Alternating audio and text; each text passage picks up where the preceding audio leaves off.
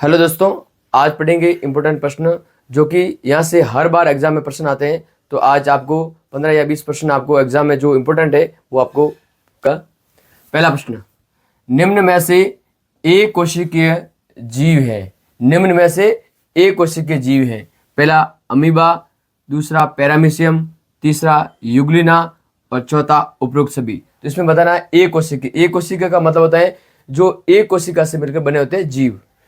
इसका correct answer है उपरोक्त सभी। ये सभी अमीबा, यूग्लिना और पैरामीशियम ये सभी जीव है जो एक कोशिका से मिलकर बने होते हैं। प्रश्न नंबर दूसरा, मानव शरीर में सबसे लंबी कोशिका है। मानव शरीर में सबसे लंबी कोशिका कौन सी है? पहला ऑप्शन तंत्रिका कोशिका, दूसरा वर्षण, तीसरा माइकोप्लाज्मा और चौथा इनमें से कोई नहीं। तो इसकी करेक्ट आंसर इसका तंत्रिका कोशिका। तंत्रिका कोशिका है जो कि सबसे लंबी कोशिका है। प्रश्न नंबर तीसरा, पादपों में कोशिका भित्ति किसकी बनी होती है? जो पादपों में पेड़ पौधे उसमें कोशिका भित्ति जो बाहरी आवरण होता है वो किसकी बनी होती है?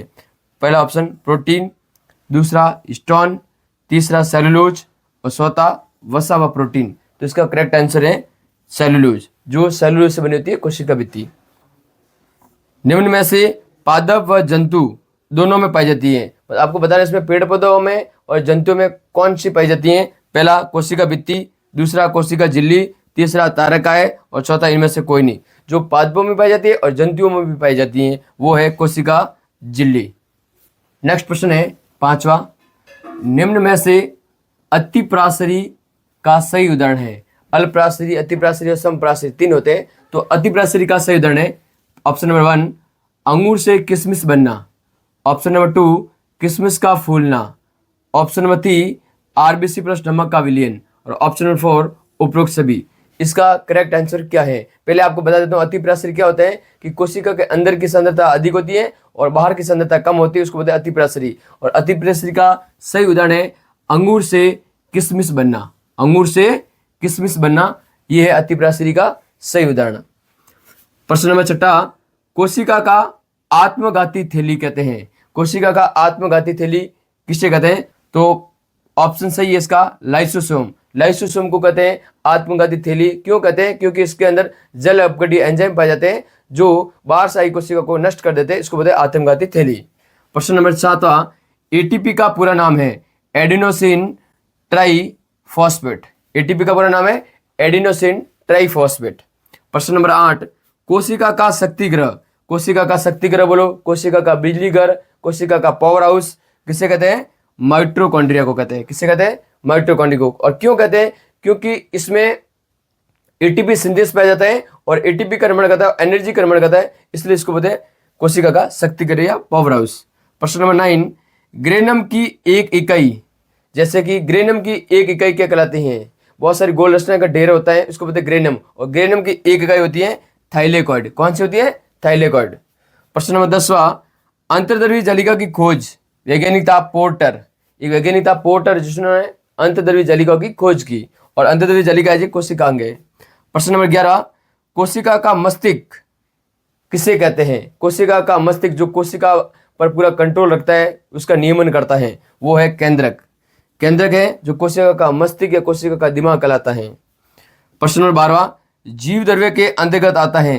जीव द्रव्य या प्रोटोप्लाज्म के अंतर्गत कौन आता है? तो आपको बताना है कोशिका द्रव्य और केंद्रक द्रव्य।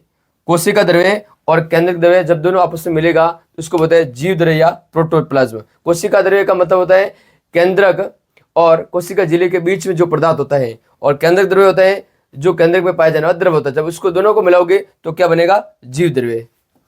प्रश्न नंबर 13, पाचक एंजाइम किसमें पाए जाते हैं? पाचक एंजाइम किसमें पाए जाते हैं जो पाचन का कार्य करता है? तो वो पाया जाता है लाइसोसोम में। लाइसोसोम में पाचक एंजाइम पाया जाता है, जिससे क्या होगा उसमें जल अपघट्य एंजाइम भी होता है साथ में, और जो बाहर से आने वाली कोशिका होती है उसको नष्ट करने का काम करता है। प्रश्न नंबर 14, कोशिका सिद्धांत किसने दिया? स्लीडन व स्वान ने। दो वैज्ञानिक थे स्लीडन और स्वान जिन्होंने कोशिका सिद्धांत दिया। प्रश्न नंबर 15, केंद्रक द्रव्य में आनुवांशिक पदार्थ क्या होता है? केंद्रक द्रव्य में केंद्रक के अंदर पाया जाने वाला द्रव होता है वो केंद्रक द्रव्य होता है। उसके अंदर आनुवांशिक पदार्थ कौन होता है? आपको बताना डीएनए और गुणसूत्र, ये दो आनुवंशिक पदार्थ कहाँ होता है? केंद्रक द्रव्य में होता है। डीएनए का पूरा नाम है डीऑक्सीराइबोस न्यूक्लिक अम्ल। प्रश्न नंबर 16, कौन सी अंतर्द्रव्य जालिका में प्रोटीन का संश्लेषण होता है? ऐसी कौन सी अंतर्द्रव्य जालिका है जिसमें प्रोटीन का निर्माण होता है? संश्लेषण का मतलब होता है प्रोटीन का निर्माण होता है। तो आपको बताना है एक खुरदरी अंतर्द्रव्य जालिका होती है जिसमें प्रोटीन का संश्लेषण होता है। क्यों? क्योंकि खुरदरी अंतर्द्रव्य जालिका में राइबोसोम पाया जाता है, इसलिए इसमें प्रोटीन का संश्लेषण होता है। प्रश्न नंबर 17, लाइसोसोम का निर्माण कहाँ से होता है? लाइसोसोम का निर्माण कौन करता है या लाइसोसोम का निर्माण कहाँ से होता है? तो समझना, गोल्जिकाओं की पुट्टिकाओं से लाइसोसोम का निर्माण होता है। प्रश्न नंबर 18, कोशिका को स्फीति व कठोरता प्रदान करती है। आपको बताना रसदानियां या रिक्तिका होती है जो कोशिका को स्फीति व कठोरता प्रदान करती है। प्रश्न नंबर 19, केंद्र की खोज किसने की? आपको बताना रॉबर्ट ब्राउन ने की थी। वैज्ञानिक था रॉबर्ट ब्राउन जिन्होंने केंद्रक की खोज की, जो कि कोशिका का मस्तिष्क से कोशिका का दिमाग कहलाता है कौन? केंद्रक। प्रश्न नंबर 20, कोशिका की खोज किसने की? तो आपको बताना है रॉबर्ट हुक था, वैज्ञानिक था जिन्होंने कोशिका की खोज की। अब मेरा आपके से प्रश्न है कि जीवित कोशिका की खोज, एक तो आपने क्या पढ़ा?